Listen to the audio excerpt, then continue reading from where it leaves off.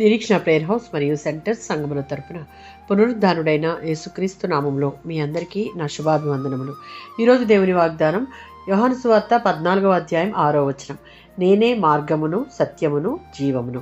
యేసుక్రీస్తు శిలువకు అప్పగింపబడుతున్న సమయంలో ఆయన చేసిన చివరి బోధనలలో ఈ మాటలు శిష్యులకు చెప్పాడు.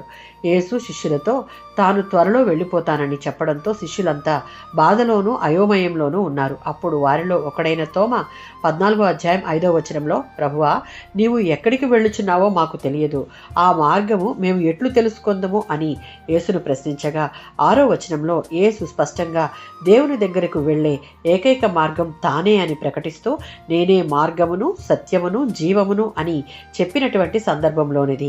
యేసు చెప్పిన ఈ 3 సత్యాలలో మొదటిది నేనే మార్గం, అనగా దేవుని దగ్గరికి వెళ్ళే దారి, రక్షణకు మార్గం యేసు మాత్రమే అని. అపోస్తల కార్యాలు 4:12లో ఉన్నట్లు యేసుక్రీస్తు ద్వారానే రక్షణ సాధ్యం. 1 తిమోతి పత్రిక 2:5లో ఉన్నట్లు దేవునికి మనుషులకు మధ్యవర్తి ఒక్కడే, ఆయనే క్రీస్తు. ఈయన ద్వారానే మనం తండ్రిని చేరుకోగలం. రెండవది నేనే సత్యం, అనగా ఆయన బోధించే బోధనలు నిజమైనవి, ఆయనే దేవుని స్వరూపాన్ని వెల్లడించాడు. యోహాను సువార్త 1వ అధ్యాయం 14వ వచనం.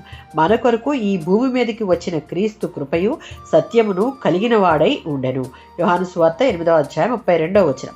సత్యమై ఉన్న క్రీస్తులో మనలను మనం ప్రతిష్ఠించుకుంటే ఆ సత్యమై ఉన్న వాక్యము మనలను ప్రతి పాపము నుండి విమోచించి స్వతంత్రులుగా చేసి నడిపిస్తుంది. మూడవది నేనే జీవము, అనగా నిత్య జీవము యేసుక్రీస్తు ద్వారానే సాధ్యం. మనం కోరుకుంటున్న నిత్య జీవంలో భాగస్వామ్యం కావాలి అంటే భూమి మీద ఉన్నప్పుడే ఆత్మీయంగా మనలను మనం సిద్ధపరచుకుని జీవించాలి. యోహాను సువార్త 11వ అధ్యాయం 25వ వచనం. పునరుద్ధానమును జీవమును నేనే అని చెప్పిన క్రీస్తును మన జీవితంలో మన జీవన శైలిలో కలిగి జీవించినప్పుడే ఆయన జీవం మనలోనికి వస్తుంది. సత్యమై ఉన్న వాక్యం మనలో ఉంచుకుని ఆయన ఏర్పరిచిన మార్గంలో నడుచుట ప్రతి విశ్వాసి కోరికగా ఉండాలి. అప్పుడే నిత్య జీవం పొందుటకు అర్హతను సాధిస్తాం. ఆమేన్.